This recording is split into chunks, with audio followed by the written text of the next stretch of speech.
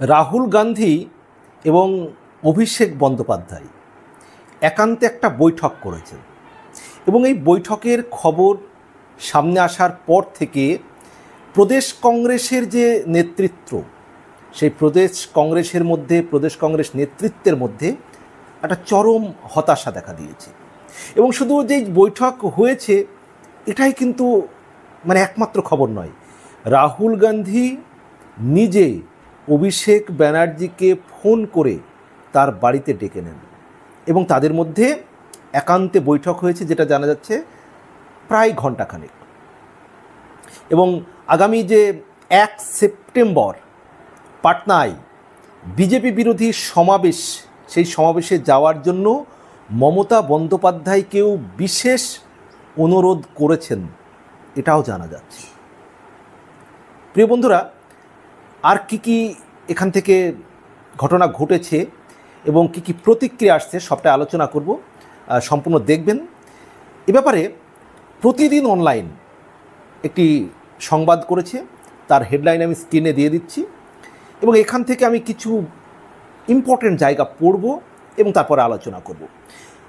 প্রতিদিন অনলাইন যেটা শিরোনাম করেছে, রাহুল অভিষেক একান্ত বৈঠক, চরম হতাশা প্রদেশ কংগ্রেসে।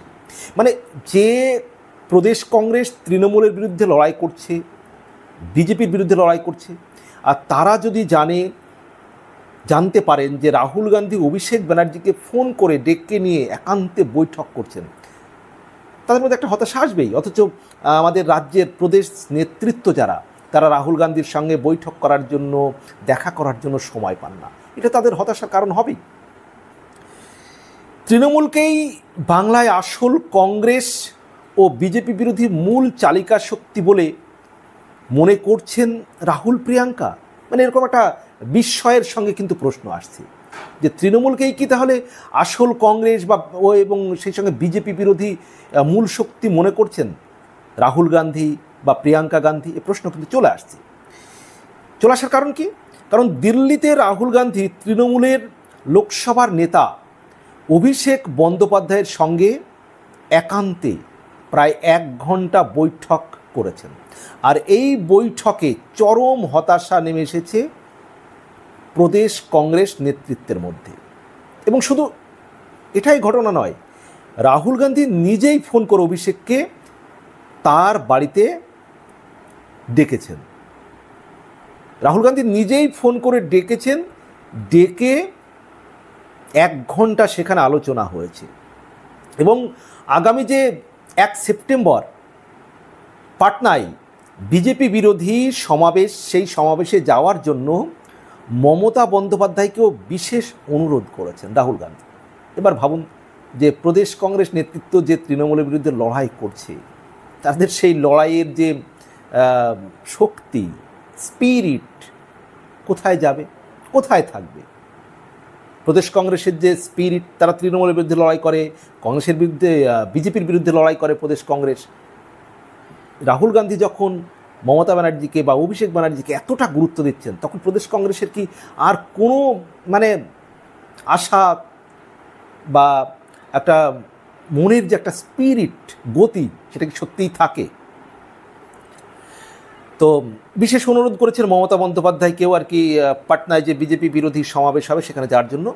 স্বভাবতই এই যে খবরে বাংলায় সিপিএমের জোট সঙ্গী বর্তমান যে কংগ্রেস, সেই কংগ্রেসকে বিন্দুমাত্র কিন্তু গুরুত্ব না দিয়ে তৃণমূলকেই বিজেপি বিরোধী মূল শক্তি মনে করছে। কিন্তু কেন্দ্রের যে কংগ্রেস,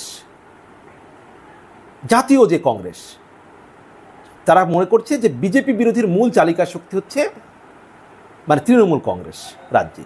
এটাই কিন্তু যে জাতীয় কংগ্রেস সেটা মনে করছে, বিশেষ করে রাহুল গান্ধী এবং হয়তো প্রিয়াঙ্কা গান্ধীও।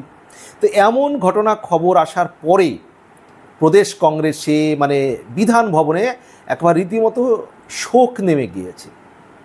তো কংগ্রেসেরই এক প্রবীণ নেতা, নাম প্রকাশে অনিচ্ছুক, তিনি শুক্রবার কলকাতায় বলেন যে বাংলায় কংগ্রেসের ভোট তো 5% নিচে নেমে গিয়েছে, উল্টো দিকে দেশের মধ্যে একমাত্র বাংলায় একা মমতা বন্দ্যোপাধ্যায় বিজেপিকে শুধু রুখে দেননি, লোকসভা নির্বাচনে আসন অনেকটাই কমিয়ে দিয়েছেন।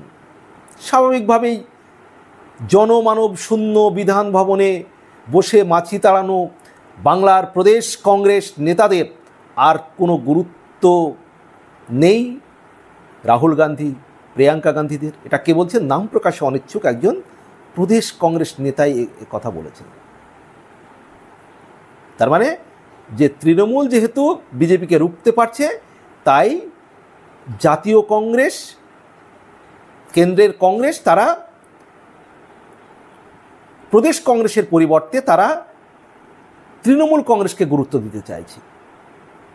এবং তারা যে রাজ্য কংগ্রেসকে তেমন গুরুত্ব দেয় না, অতীতেও তার একাধিক উদাহরণ কিন্তু রয়েছে। আর এই যে পরিবেশ, এই পরিস্থিতিতে স্বাভাবিকভাবেই প্রদেশ কংগ্রেসে কিন্তু একটা শোকের ছায়া, হতাশা নেমে এসেছে। বিজেপিকে যারা রুখতে পারছে তৃণমূল, তাই তো মমতা, অভিষেক এত সম্মান পাচ্ছেন রাহুল গান্ধীর কাছে।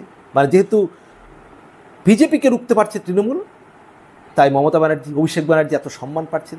এটা কিন্তু কংগ্রেসের একজন প্রবীণ নেতা মনে করছেন। সংসদে বাংলা ভাষার যে অসম্মানের জেরে তৃণমূলের প্রতিবাদ কর্মসূচিকে প্রকাশ্যে সমর্থন করেছে কংগ্রেস সাংসদরা। আর তৃণমূলের প্রস্তাব মেনে, প্রকৃতপক্ষে তৃণমূলের প্রস্তাব মেনেই কিন্তু দিল্লিতে নির্বাচন কমিশনের সদর দপ্তর ঘেরাওয়ের কর্মসূচি গ্রহণ করেছে কংগ্রেসের নেতৃত্বাধীন ইন্ডিয়া জোট। কিন্তু অভিষেককে ফোন ও নিজের বাড়িতে ডেকে প্রায় একান্তে এই যে 1 ঘন্টা বৈঠকের খবরে বামেদের সঙ্গে যে জোটসঙ্গী কংগ্রেস, সেই কংগ্রেস মানে প্রদেশ কংগ্রেস একেবারে রীতিমতো মানে দুঃখে, হতাশায় দুমড়ে মুচড়ে গিয়েছেন এই খবরে, যে অভিষেক বন্দ্যোপাধ্যায়কে ডেকে রাহুল গান্ধী বাড়িতে 1 ঘন্টা বৈঠক করলেন। তাদের কথায় দেখতে পাচ্ছি এখন তৃণমূলকেই বাংলায় আসল কংগ্রেস ও বিজেপি বিরোধী মূল চালিকা শক্তি বলে মনে করছে রাহুল গান্ধী, প্রিয়াঙ্কা গান্ধী। এটাই স্বাভাবিক। আর কংগ্রেসের মধ্যে এটা নিয়ে হতাশা আসবে, এটাও কিন্তু স্বাভাবিক। রাহুল গান্ধী, প্রিয়াঙ্কা গান্ধী যেমন মনে করছেন বিজেপিকে থামাতে পারছে তৃণমূল কংগ্রেস, তাই তৃণমূলকেই তারা মনে করছে এখানে মূল কংগ্রেস, তেমনই এই কংগ্রেসের বিরুদ্ধে, মানে কংগ্রেসের, প্রদেশ কংগ্রেসের যারা তৃণমূল এবং বিজেপির বিরুদ্ধে লড়াই করছেন তাদেরও কিন্তু এখানে হতাশাও, এটাও কিন্তু স্বাভাবিক। রাহুল অভিষেক রাজধানীতে যে কাছাকাছি এসেছেন, কাছাকাছি আসায় ফের কংগ্রেস তৃণমূলের মধ্যে একটা নতুন রসায়ন শুরু হতে পারে। রাজনৈতিক যারা রাজনৈতিক পর্যবেক্ষণ তারা এটা মনে করছেন যে আবার নতুন কোনো রসায়ন শুরু হতে পারে। আর বিষয়টি নিয়ে প্রদেশ কংগ্রেসের সভাপতি শুভঙ্কর সরকার অবশ্য শুক্রবার সন্ধ্যায় প্রকাশ্যে হতাশার কথা অস্বীকার করেছেন। তিনি, শুভঙ্কর সরকার কিন্তু কোনো হতাশার কথা স্বীকার করেননি। তিনি বলেছেন যে বাংলায় একলা চলবো না, তৃণমূলের সঙ্গে চলবো না, এআইসিসি এখনও কোনো মানে মানে বাংলায় একাই চলবো না তৃণমূলের সঙ্গে চলবো, এরকম কোনো নির্দেশ কিন্তু এখনও এআইসিসি অর্থাৎ যে জাতীয় কংগ্রেস থেকে এখনও কোনোরূপ নির্দেশ আসেনি, যেটা শুভঙ্কর সরকার বলছেন যে আমরা একাই চলবো না তৃণমূলের সঙ্গে চলতে হবে, এমন কোনো নির্দেশ কিন্তু আসেনি। তবে আগামী দিনে বাংলা নিয়ে এআইসিসি যে সিদ্ধান্ত নেবে সেটাই চূড়ান্ত, অর্থাৎ জাতীয় কংগ্রেস যেটাই সিদ্ধান্ত নেবে সেটাই কংগ্রেস, অর্থাৎ কেন্দ্রীয় যে কংগ্রেস যে সিদ্ধান্ত নেবে, রাজ্য কংগ্রেসের এখানে কিছু করার নেই। শুভঙ্কর সরকার সেটা বাস্তব কথাই কিন্তু স্বীকার করেছেন। তবে প্রদেশ নেতৃত্ব আরজি কর ইস্যুতে নিউ টাউনে সিবিআই দপ্তরে ডেপুটেশন দেন। আর যুব কংগ্রেস এসআইআর বাতিলের দাবিতে নির্বাচন কমিশনের মানে অফিসের সামনেও তারা বিক্ষোভ দেখায়, যে যুব কংগ্রেস এসআইআর বাতিলের দাবিতে নির্বাচন কমিশনের আর কি তারা কমিশনের অফিসের সামনে তারা আন্দোলন করেছেন, বিক্ষোভ দেখিয়েছেন। এগুলো প্রদেশ কংগ্রেস করছে।